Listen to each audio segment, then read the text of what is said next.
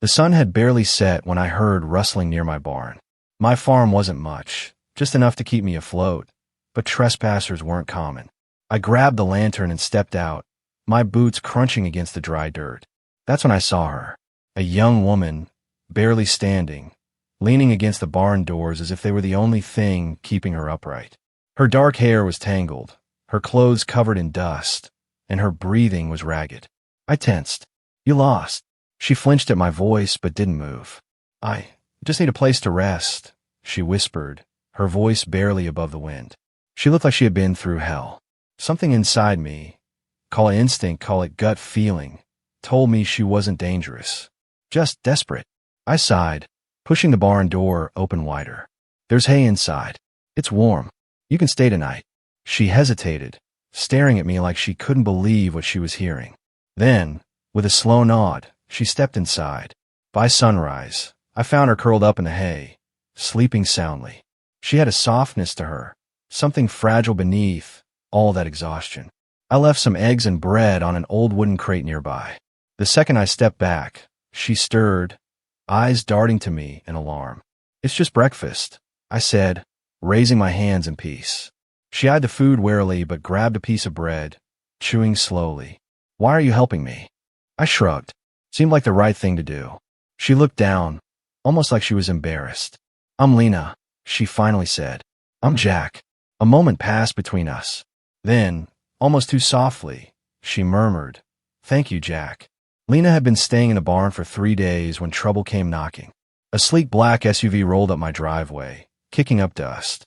2 men stepped out, their sharp suits a stark contrast to my worn-out flannel and jeans. Something about them screamed danger. One of them approached. "We're looking for someone," he said, pulling out a photo. "This girl. Seen her?" My stomach nodded as I recognized the face. "Lena." I kept my expression neutral. "Can't say I have." The man's gaze lingered on me for a moment before he gave a tight nod. "If you do, let us know.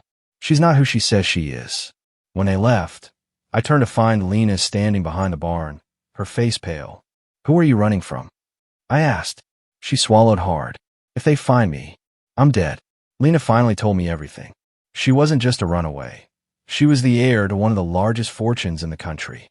Her father's business empire was worth billions, but after his mysterious death, someone wanted her out of the picture. "I didn't take his money," she whispered. "I walked away from all of it, but they won't let me go." My chest tightened at the raw fear in her voice.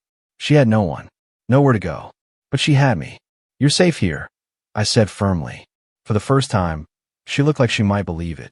The morning after the men in the black SUV came looking for Lena, I knew things had changed. My farm had always been a quiet, safe place. But now, danger was circling, sniffing at the edges, waiting for a chance to strike. Lena was still in the barn, sitting on a pile of hay, staring at the ground. She looked lost. "You should leave," she whispered. I frowned. "Excuse me." "You don't understand what's coming, Jack. If they find me here, they won't just take me. They'll destroy everything in their way, including you." I crossed my arms. "Well, that's just not going to happen." Her head snapped up. "Jack, this isn't your fight." I sighed, stepping closer. "It is now." Her lips parted slightly, as if she wasn't used to people standing by her side. Maybe in her old life, loyalty was just another thing that had a price tag. But out here, kindness wasn't something you earned. It was something given freely. And I wasn't about to turn my back on her. Lena's hands trembled as she gripped the old mug of coffee I had given her. We sat on the porch, watching the sun dip below the fields, but her mind was somewhere else. Somewhere darker. "They won't stop looking for me," she murmured. I exhaled slowly, rubbing the back of my neck. "Then we'll make sure they don't find you." Her eyes snapped to mine. "Jack, you don't understand. These people, they don't just stop. They don't play fair." I leaned forward, my voice steady. "Neither do I when it comes to protecting what's mine." A flicker of something passed through her gaze. Relief, maybe, or something deeper. She didn't argue. That night, I heard the crunch of tires on gravel. My gut clenched. It was late. Too late for visitors. I grabbed my shotgun from beside the door and peered out the window. A car sat at the edge of my property, headlights off, watching. Lena stood behind me, her breath hitching. "It's them." I turned to her. "Stay here." She gripped my arm. Jack, please. I pulled away and stepped outside. The car didn't move. I walked forward slowly, gripping the shotgun tight, my heartbeat steady. Then, just as I reached the fence line, the car's engine roared to life, and it peeled away, kicking up dust. A warning. They were watching, and they weren't done. I locked up the barn that night, making sure Lena was safe inside. Then I sat on my porch with the shotgun resting against my knee, staring out at the darkness. This was my land, my home. I wasn't about to let some rich thug scare me off it. When Lena stepped out onto the porch, her bare feet barely making a sound, I sighed. You should be resting. She sat beside me, pulling my old flannel tighter around her. I can't sleep. For a long time, we just sat there, listening to the wind rustling through the trees. Then she said, almost too softly, I've never had anyone fight for me before. I looked at her, the firelight from inside flickering against her face. You do now.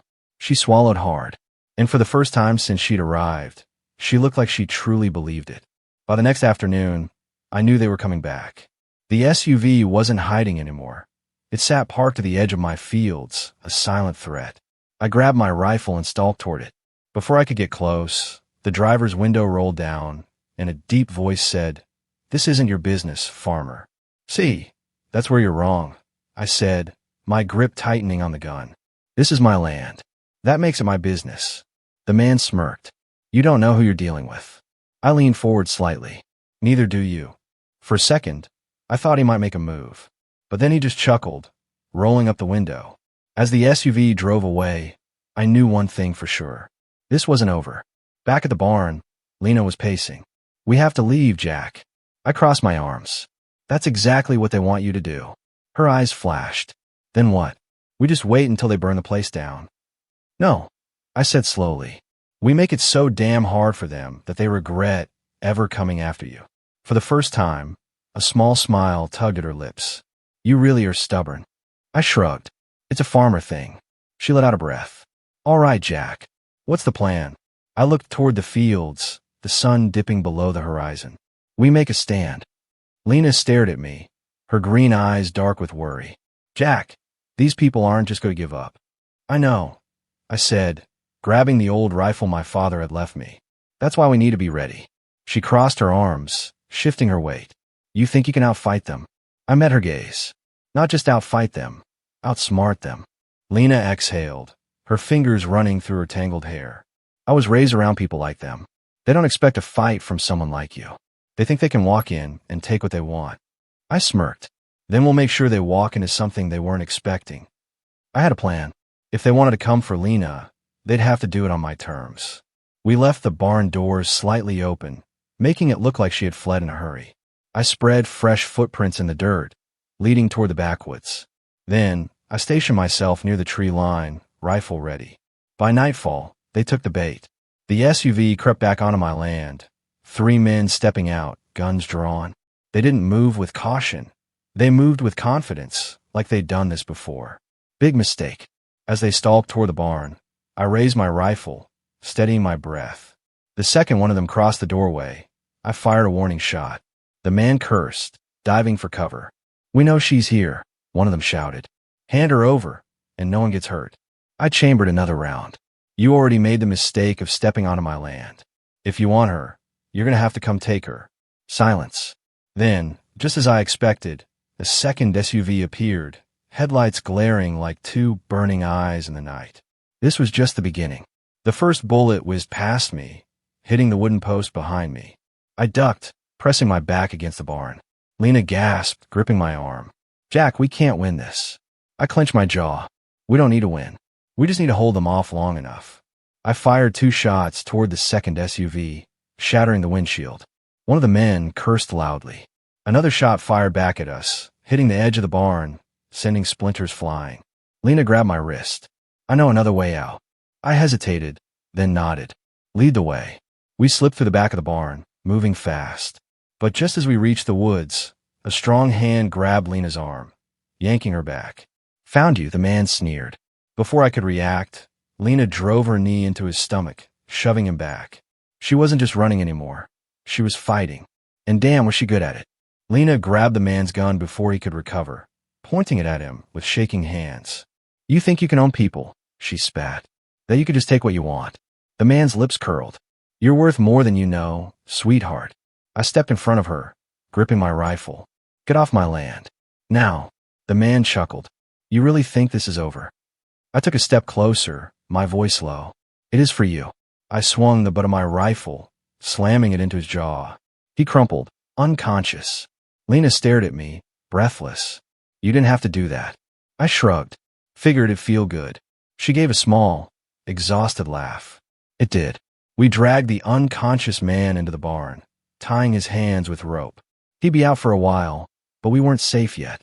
Lena rubbed her arms, exhaling shakily. Jack, I can't keep running. I watched her, my chest tightening. Then we don't run. She looked up at me, searching my face. What does that mean? I grabbed my rifle again. It means we take the fight to them. At dawn, I siphoned gas from the second SUV and torched their tires. If they wanted to come after Lena, they'd have to do it on foot. Then, we made our way into town. I had an old friend, Sheriff Logan. If anyone could help, it was him. The second he saw me and Lena walk into the station, he stood, arms crossed. Jack, what the hell have you gotten yourself into? I placed my hands on his desk. I need your help. Sheriff Logan didn't ask many questions. He trusted me. He made some calls, pulling up records, and that's when we found it. The men after Lena weren't just hired thugs. They were working for someone in her own family. Her uncle. Lena's breath hitched. He's behind all of this. Sheriff Logan nodded grimly. Looks like he wants you gone for good. Rage flickered in her eyes.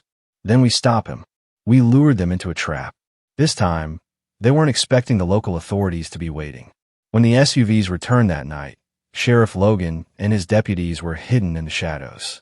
The second the men stepped out, guns raised, the sheriff called out, "Drop your weapons." Chaos erupted. The hired thugs tried to fight, but they were outnumbered, outmaneuvered. Lena stood beside me, gripping my hand as the last man was cuffed and shoved into the back of a patrol car. She looked up at me, her eyes shining. It's over. I exhaled slowly. Yeah, it is. Lena didn't have to run anymore. Her uncle was arrested, his empire crumbling. For the first time in years, she was free. But as she stood on my porch, staring out the fields, she looked lost. You thinking about leaving? I asked. She turned to me, smiling softly. Not if you don't want me to. I smirked. I think the barn might be too small for you long term. She laughed, shaking her head. Then I guess I'll have to stick around and help you build something bigger. The sun rose over my farm, golden light stretching across the fields. Lena stood beside me, barefoot in the dirt, her old life a distant shadow behind her. She wasn't running anymore, and for the first time in a long time, neither was I.